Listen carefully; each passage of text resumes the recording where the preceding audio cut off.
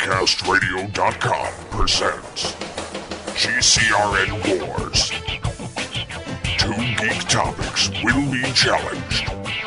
The ultimate battle will come to pass. One shall stand, one shall fall. Hello and welcome to GCRN Wars. I am one of your hosts, TF2 and Mike. Joining me is Steve Megatron. Hello. Hello. TV's Mr. Neo. Tonight I dine on turtle soup. And of course, Optimus Solo is here as well. Hello. I am here and ready to battle. Yes. We are going to be going through the next four battles of round one, round two, whatever you want to call it, of the 80s cartoon villain tournament. First, before I hand it over to Optimus Solo, I do want to say to everyone, please, after you listen to the podcast, go vote, but after you vote, comment on the post and tell us why you voted for who you voted for. Optimus Solo has been complaining all week of, oh my god, we have no comments, what's going on here? But we received how many total votes, Steve? For round one? Total votes, altogether 119 votes, but it was, I don't know how many people overall. Probably between 30 and 35, I'm guessing. Yeah, it would just be fun to hear some people give us scenarios of why this person would beat that person, or what the, kind of like a play out of battle between them, or give us some type of reasoning so we can discuss it and debate it and talk about it. So don't just vote, and give us some feedback. Yes, comment on the posts, please. Alright, Optimus Solo, why don't you reveal who won in the first four battles? Alright, hopefully everybody listened to our first episode. If not, we featured four battles. The first one was an epic battle between Skeletor and Hordak. Now, on the record there, we were unanimous in the fact that we thought Hordak would take that in a battle. But again, we always said, it's up to the people to vote and see how that turns down. And it was a very close contest. It was the closest contest we've had in that first group. And the final tally was a 16-15 score. Skeletor winning by one vote. Now, I have a theory on why that is. Not only because people might like Skeletor more, but recently I found that a TV channel that I get here in my area that I didn't realize I had on my cable system, called Kubo or Cubo, is running. They run He-Man and She-Ra, Brave Star on their Night Owl. So they've been doing that for a long, like a year at least. See, I didn't know. I just found the channel a week ago before we recorded. Right after we recorded the round one episode 6. So I saw Horde Prime takes a holiday from She-Ra. Now keep in mind, I have not watched any She-Ra episodes since I was a kid. And obviously Optimus Solo and I will be doing a podcast on She-Ra in a couple of years. But in Horde Prime takes a holiday, Skeletor essentially, even though he loses in the end, he pretty much beats Hordak when they're fighting over Horde Prime's ship. Because Hordak gets knocked out, and Skeletor takes control of the ship, and of course He-Man comes in and saves the day, whatever else. But Skeletor did win. So I'm not surprised, outside of the fact that fans may like Skeletor more, I'm not surprised that Skeletor pulled this one out. But what this means, people, since it was a one vote difference, is that every vote matters, and you need to get out and support your favorite 80s villains and who you actually think would win in a battle, because every vote could determine who moves on in this Ultimate Battle Royale tournament. That's right. So any other thoughts from the Peanut Gallery on Skeletor beating Hordak by one vote? Steve? I can't really say that I'm disappointed either way. I like Skeletor. I like Skeletor, truthfully too. think Hordak would win, but this is not one that I would be upset either way, compared to maybe another battle that we're going to talk about here in a minute. Neil? Well, last time I brought up the fact that Skeletor had actually taken down Horde Prime in the Christmas special, so maybe he's not as much a goof as we thought. Could be. Maybe not. And in the second battle we talked about last week, it featured King Zarkon against Darkstorm. And we were pretty unanimous again with that one. We haven't had a lot of disagreement yet, and I'm sure we will get to that eventually. But in this first round, we were basically all on the same page, and we thought King Zarkon would take this one from Voltron, and by a score of 23-6, he dominated Darkstorm. Yeah. So King Zarkon will move on to face Skeletor in the next round. We're not going to talk about that matchup yet. That's for another podcast. But anybody thoughts on King Zarkon and the dominating performance against Darkstorm? Oh, I knew it would happen. Yeah. I definitely saw that happening.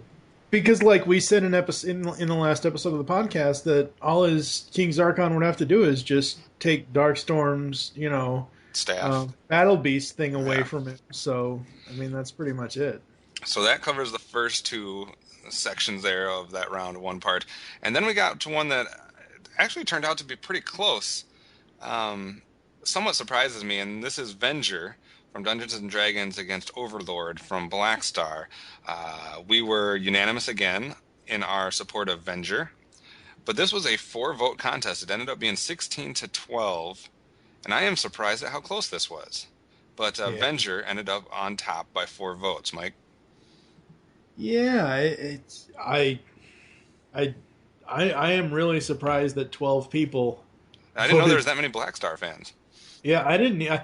Well, until we even brought it up, until I did the research for the first round episode, I was like, I didn't even know what the hell Black Star was. I looked at Overlord and I'm like, where the hell is that guy from?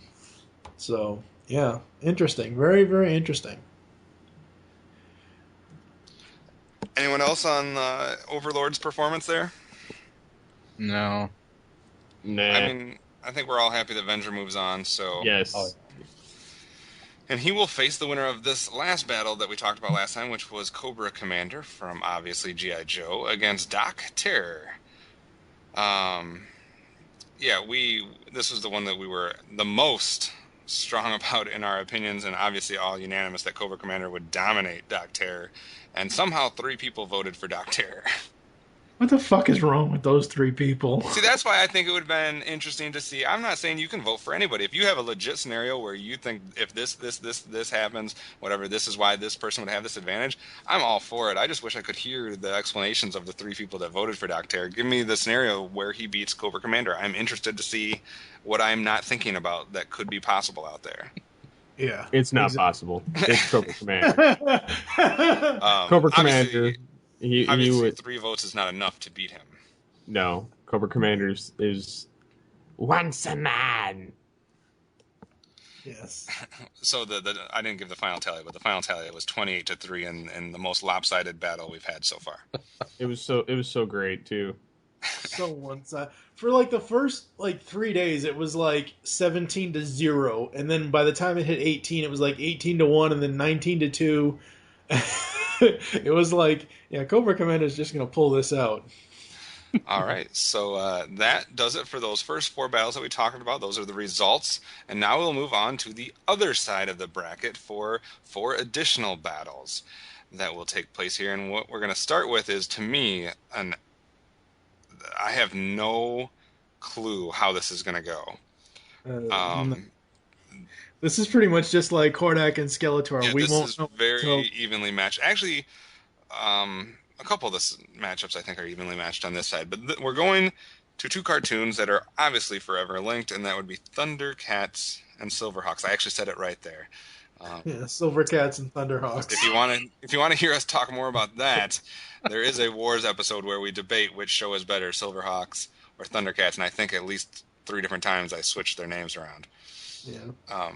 But we have a whole long discussion on which show is better in every facet. And this is going to pit their 2 main villains, and that is Mumm-Ra, the ever-living, against Mon-Star.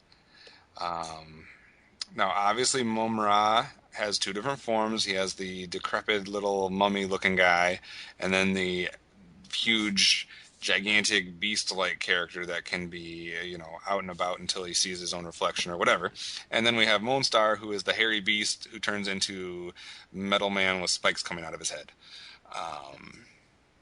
That's a very barbaric. You could say he transforms from beast to robot. I mean, they both have their 2 forms. They're both very similar in the way they do things.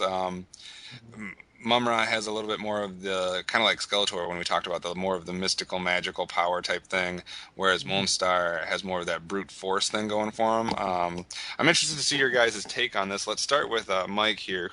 How do you see this going down? Who do you see winning? Why? Etc. Ancient spirits of evil, transform this decayed form to Mumm-Ra, the ever-living!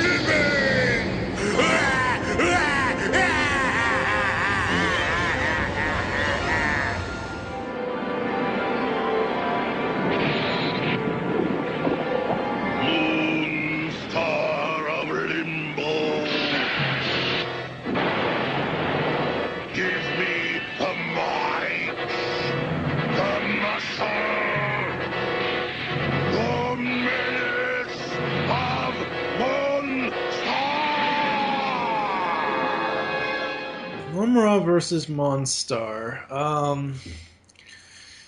Well, first of all, they both have completely obvious weaknesses. If Lion-O puts up his claw and Mumm-Ra sees his reflection, I don't know why Lion-O just didn't do that every single time that they fought. The first thing he does is put up the claw glove, and he sees his he would be gone. He would be defeated in an instant without having to get any damage to Lion-O. Yes, Mumm-Ra in his superhuman form is a strong brute and can kick ass. But like I said, it doesn't last very long. Same thing with Mon-Star. Actually, in both forms, Mon-Star is very strong, but he gets additional power from the Dark Star or whatever the hell, Moon-Star, or whatever the hell it's called. I don't know. Well, they each, I didn't mean to interrupt you, but they each have power that can be taken away. Right. So they each have like an Achilles heel, so to speak. Right. And if they were facing off against each other, I honestly don't know who I would pick, because if they knew of each other's weaknesses, then one could just topple the other fairly easily. Like how long do we see that battle going on? I don't know. I'm not sure. Well, I mean, breaking down the weaknesses, Mumm-Ra basically I'm trying to remember, it's just basically his reflection, right? It's his reflection, but there's also times where... I mean, I know he only can be out for so long as right, well. Right, that's the thing. There are times where he fights Lion... Before the reflection is even a factor, there were times where he fought Lion-O, but it only lasted for like 10, 15 minutes, and then he was like, oh, I am so weak, I have to... And Mon-Star doesn't have that time limit, does he? No. Not that I remember. I don't remember him ever. I don't think so. Like, he has to have the moon, the whatever you want to call it, the star thing, moon, whatever, has to line up in order to give him the power to transform. But once he's transformed, I never saw him ever have to go back to the other form unwillingly. Like, he could stay his powerful form as long as he wanted, and then basically, I don't know, they never even show him reverting into his first form like they do Mumm-Ra. And the thing for me here, and I'm not saying who I'm voting for, because I honestly am still deciding, but Mon-Star's original form is nothing to sneeze at. Mm-hmm. Whereas Mumm-Ra's original form is just this kind of pathetic, decrepit-looking character who still can do some things, but he's not... Like, if we were to take their original forms, I think Mon-Star wins. Yeah. Now, in their souped-up, like, transformed states, I don't know. Yeah, I'm not sure. Steve? I was hoping I was next. Well, analyzing the two of them, despite whatever powers Mumm-Ra has, and not to jump over top of what you guys have said, because I'm going to go kind of a little bit different route, as I do agree with some of what you've said. Yeah, Mumm-Ra has all these abilities. However, when you combine it with Mon-Star's ability to become this almost robotic entity once he gets the light of the Moon-Star. He becomes a robot. He can fly in space. Like, he's got jets. All he has to do is pick up Mumm-Ra's ass and carry him into the oblivion of space, and he's pretty much just gonna float there. Like, there's no air. I know he's kind of undead in a sense, but it would be like eternal hell. That's true. I did not think about it that way.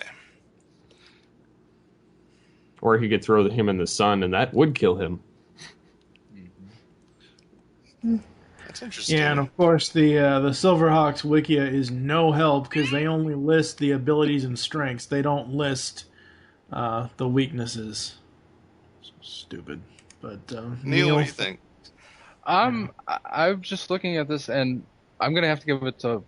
I'm making a quick decision here. I'm gonna have to give it to Monster just because both forms look pretty badass, and Mumm-Ra, even though his souped up form is pretty powerful, he can be defeated with his own reflection, and so all Mon-Star has to do is take a mirror with him or have a whole bunch of mirrors with him in case any of them get broken, and just keep trying to show his reflection, and he's got him. Well, and he might not even have to do that. I mean, he's metallic. I was just gonna say that maybe partly metal, partly real. Yeah, he just look at have Mumm-Ra just look at his body, and there's his reflection right there. Yeah, he's just got to position himself just right. Didn't even think about that. To me, too, yeah, I know that they both have the two forms, but yeah, I'm going back to the fact that I don't ever feel like I've ever seen. I watched recently, within the last year, I watched, at least half of the episodes of Silverhawks.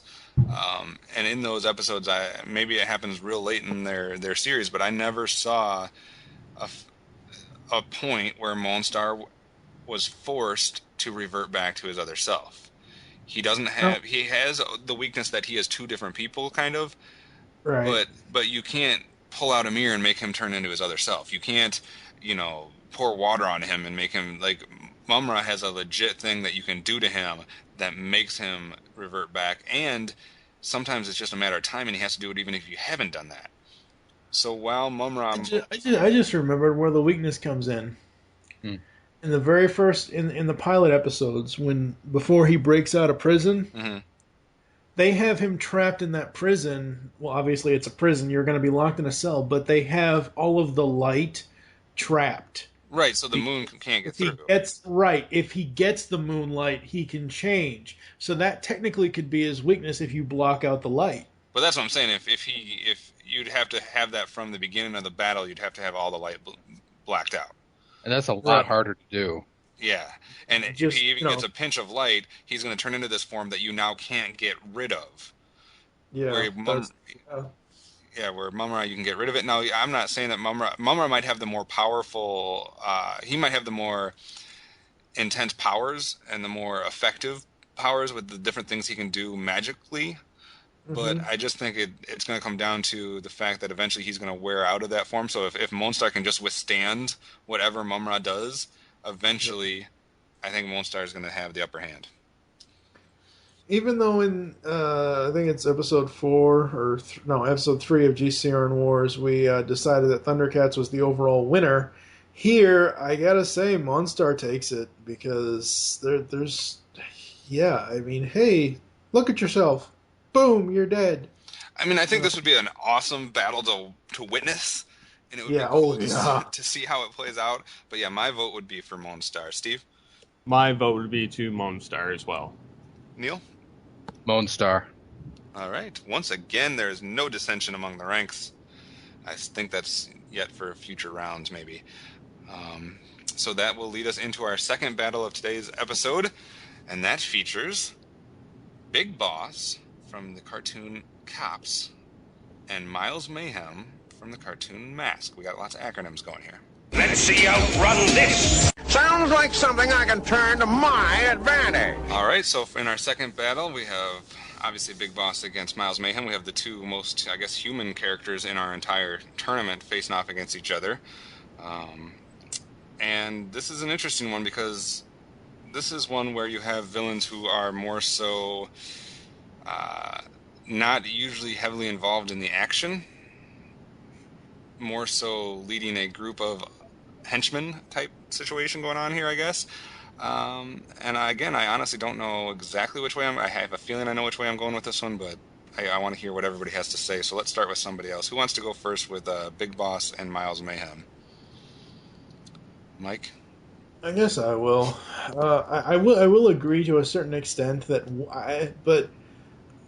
I don't think that both of them are so much hands off. I think Big Boss is more hands off than Miles Mayhem because we've seen in 35 episodes of season 1 that Miles uses that switchblade so many times. So there are times where he is very much hands on. There are other times where he's like, "Yeah, Dagger, go fuck up for me." You know, so the problem I have with these two villains facing off with each other is I think, honestly, because half of the time their schemes are such dumbassery that they would just fall in a tie. Honestly, they just cancel each other out. They really do. Neither one of them if they're going up against each other. I'm 400-something pounds, so I can say this. Big Boss is a fat man. He has no muscle on him. He sits there petting a cat. You know, all he needs now is some crazy son who wants to go all evil on him at the end of the third movie. But it's one of those things where, what does he do other than send his henchmen to do crap? But do you want to mess with the head of a gangster organization? But he is essentially incompetent. What if they both are allowed to bring their henchmen? That's not the point, damn it. Just saying. The point is that, you know, Miles Mayhem, while he is a fat businessman, he at least can do some battling physically without Switchblade. And I don't think Big Boss is even worth the time, honestly. Would Doc Terror have been able to beat either of these guys? Yes. Yes, Doc Terror would run circles around Big Boss. Miles, I'm not so sure. Steve or Neil, what do you guys think about this one? Steve. Okay. I would... They're both almost kind of neck and neck. I mean, I kind of agree with you. They almost kind of do cancel each other out. However, on the other hand, Miles Mayhem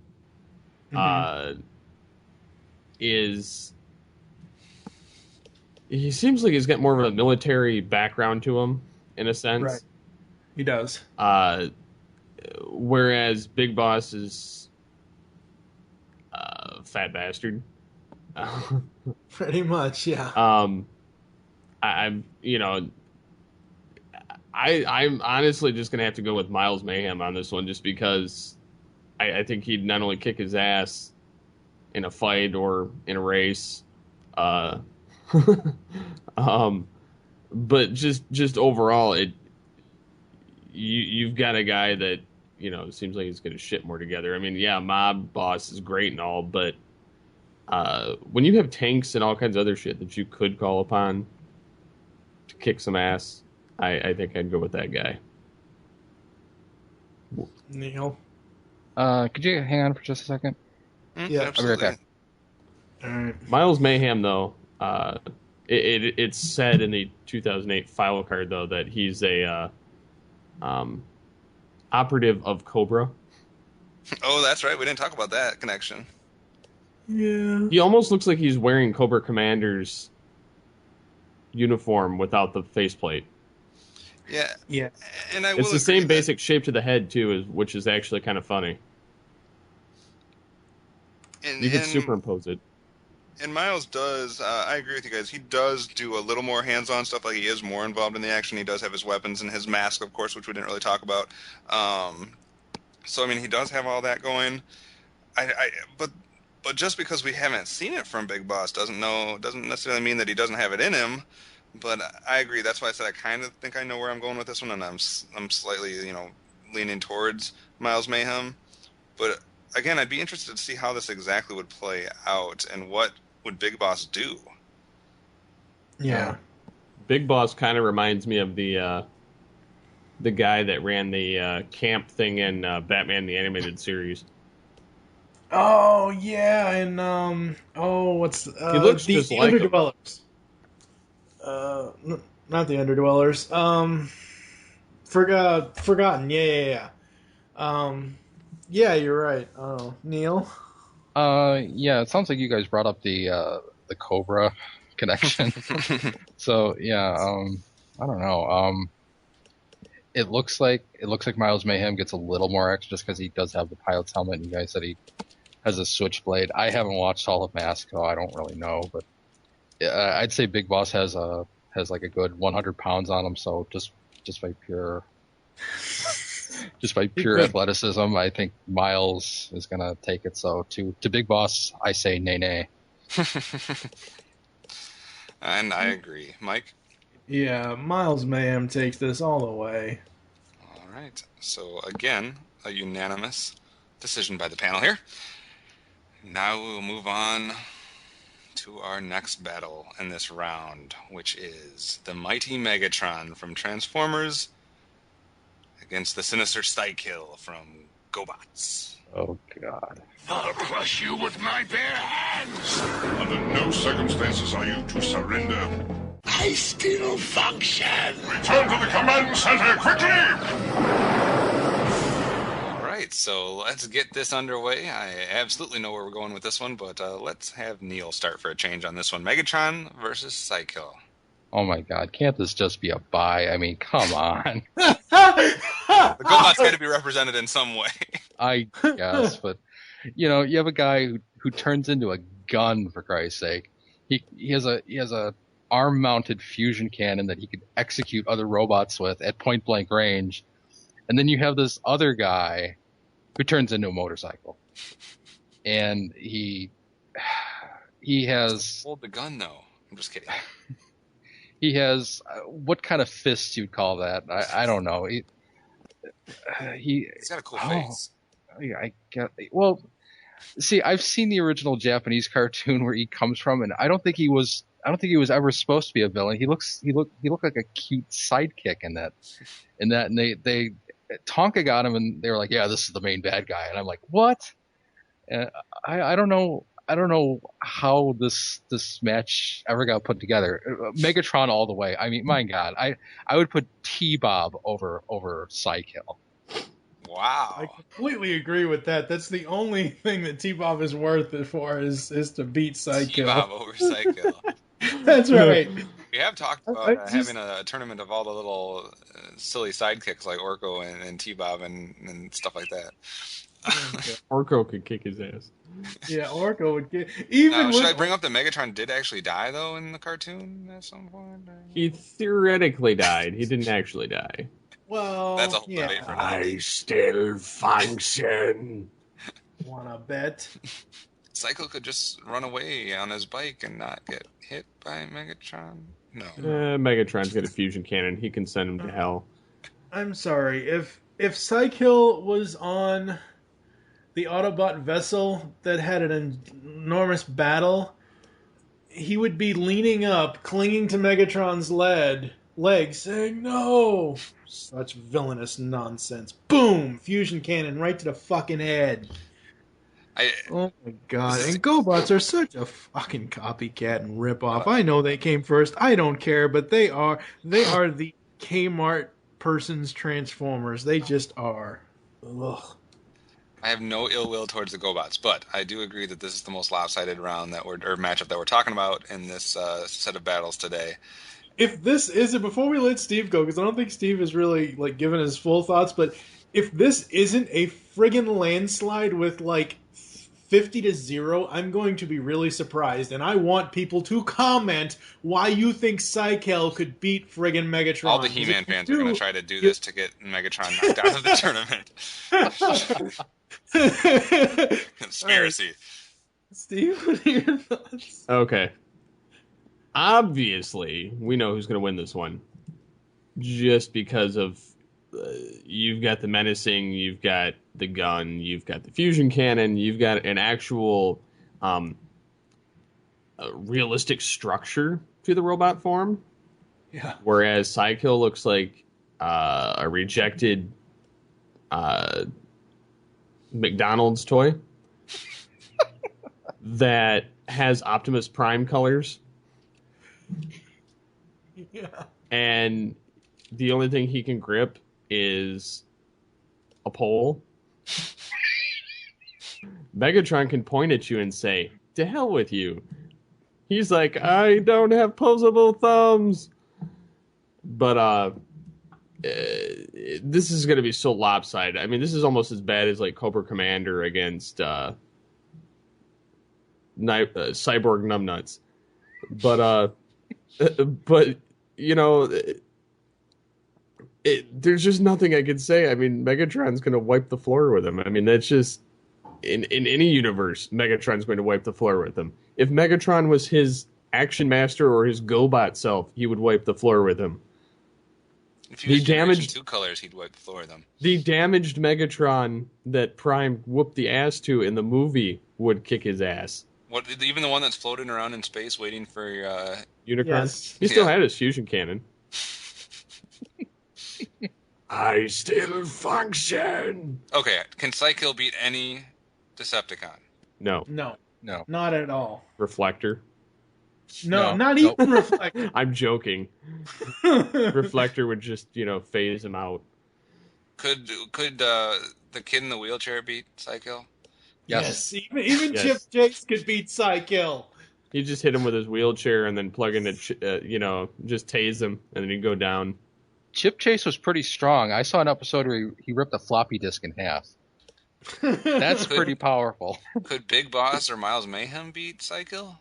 Oh, hell yeah. Big Boss. All Big Boss had to do is just sit on him. He'd just sit on his I think face. Psy-Kill could do something against the humans, maybe. I don't know. No, I don't. You can't grab him. Look at.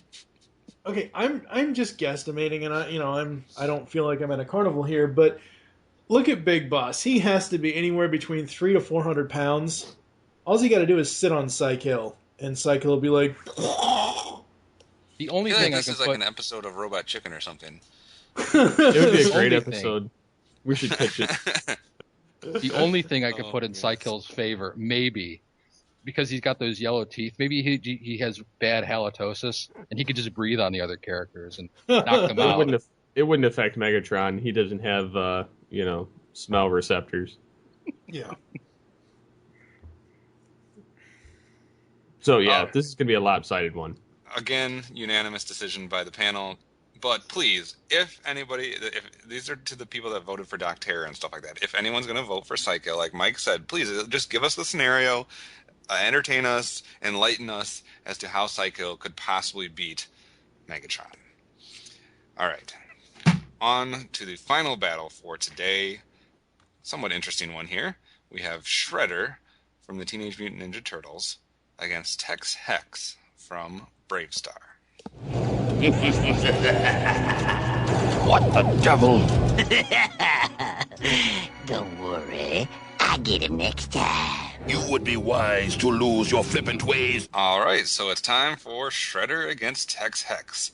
Now, most people are probably more familiar with Shredder being from the Turtles, but Tex Hex from Bravestar, interesting character here. Just give you a little bit about him. Obviously, he's the main antagonist of Bravestar. He was voiced by Charlie Adler. Kind of like the gang leader here. He has magical powers, including the ability to shoot energy bolts, destroy mountains, summon creatures called fire snakes. He's got all kinds of different little magical powers. And obviously, we're familiar with Shredder, the human can opener, who may or may not have been destroyed in a dumpster at one point, only to rise again as Kevin Nash. I'm sorry. What's all that metal for? Making coleslaw? Who wants to start with Shredder against Tex Hex? Mike does, okay. Yeah, I don't know. Okay, as I mentioned at the beginning of the podcast in the intro, that Cubo is running Bravestar on their Night Owl. I watched Bravestar 2 nights. Up until this point, I'd never watched Bravestar as a kid, so I never really knew anything about it. I've been watching it the last 3 or 4 nights in preparation for this, and I don't know if it's the fact that I just got bored with it, but every single night before I went on YouTube earlier today to find out about Tex Hex was every single night watching it on television, I fell asleep before the dude even ever showed up in an episode. It takes them 4 freaking, like, none of the episodes of Brave Star that I watched showed Tex Hex right away. There was one episode where the henchmen were doing a whole bunch of stuff, and there was one episode called Vigilantes where this vigilante guy was doing a whole bunch of stuff, and, like, I've never really, I mean, yeah, I did go onto YouTube and I did do my research, but I don't know. Come back to me. Kev, why don't you... I mean, to me, it's a hard matchup. Like, which character do I like better? I like Shredder better. Like, Shredder's always been one of my favorite villains. Like, something about his look, I think it was well done. Like, even in the live action form, I liked it. I don't know why. I like him as a character. Now, that being said, in a battle, in order for Shredder to do damage to you, it almost has to be hand-to-hand combat.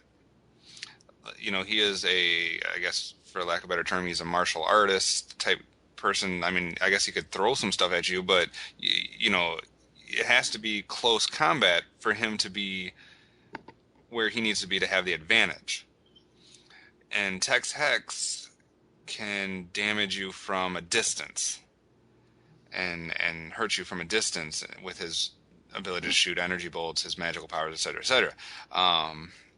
So can Shredder get close enough to Tex Hex to win this battle without getting hurt himself? I guess is where I'm falling. You know, I like Shredder better. I'm trying to find a way for him to win this battle. I'm not sure if I see it yet, though. Steve, what are your thoughts? Well, I would say Shredder, in a sense, it's kind of a toss-up here. I mean, Shredder, for one, appears a hell of a lot more frequently. Oh, yeah. He has a lot more ideas. He has a lot more plans. He has a lot of henchmen or behind-the-scenes plans that go on. He has a lot of technology on his hand as well. Or people stupid enough to fight for him. He doesn't necessarily have to fight Tex Hex to win, because he'd find some other alternate way, whether it be something he's created or...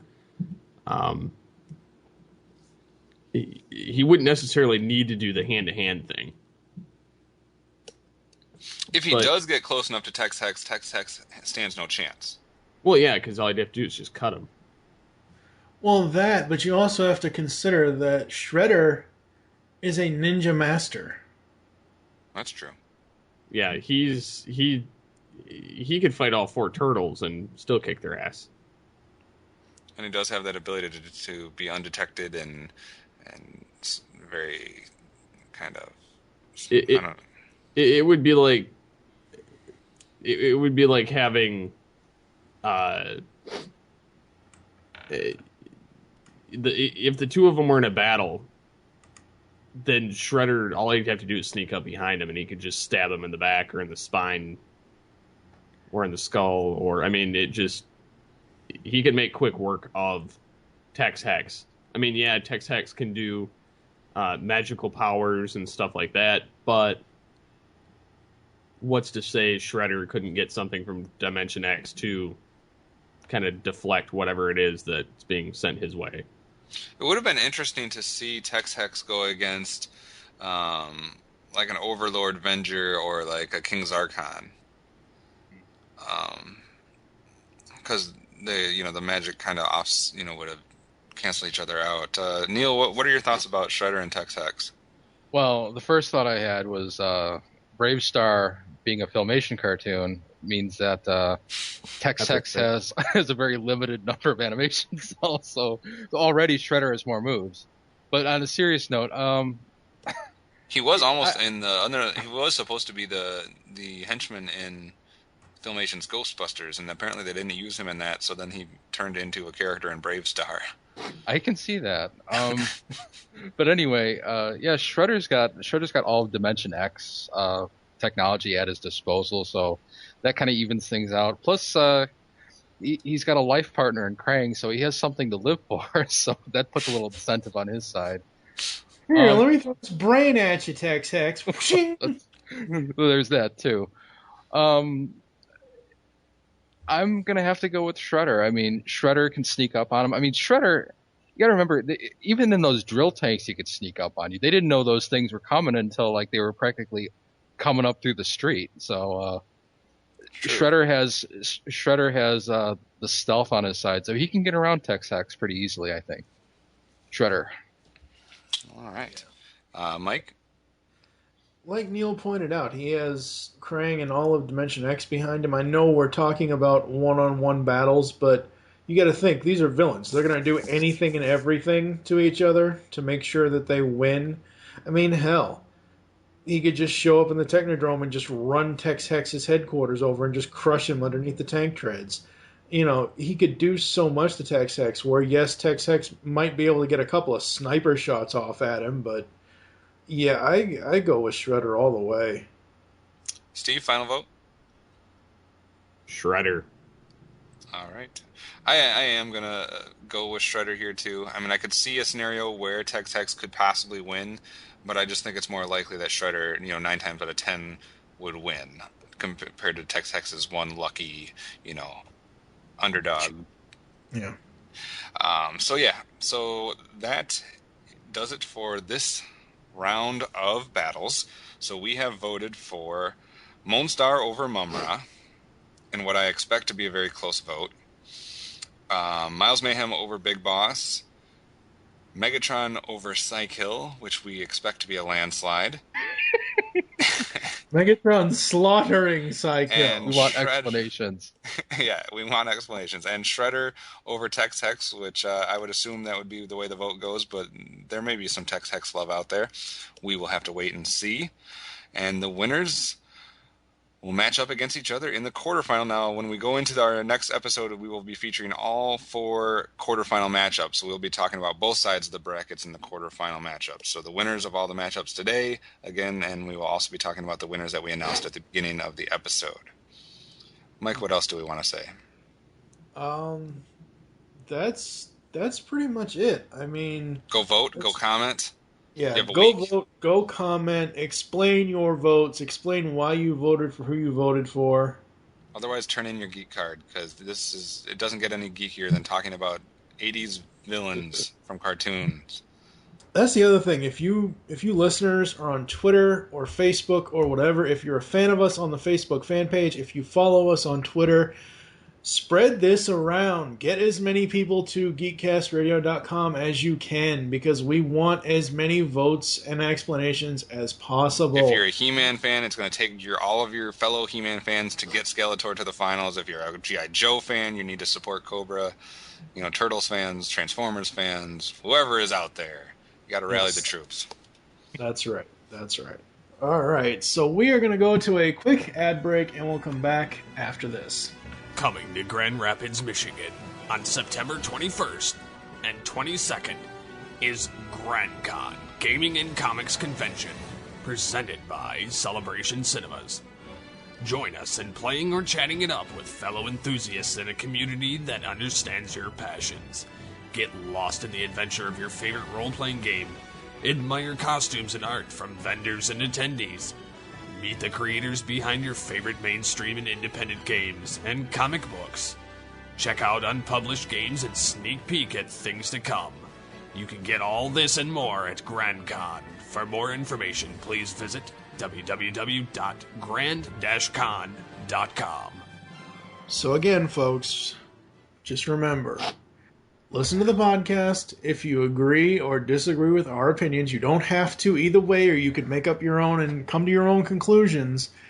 Go listen, go vote, and comment, and interact with us and have discussion with us. I know a lot of our listeners of some of the other shows are always saying, oh, I want to interact with you guys, or oh, I wish I could be there when you guys do podcast records. Well, this is your chance to get in, even though it's commenting on the website.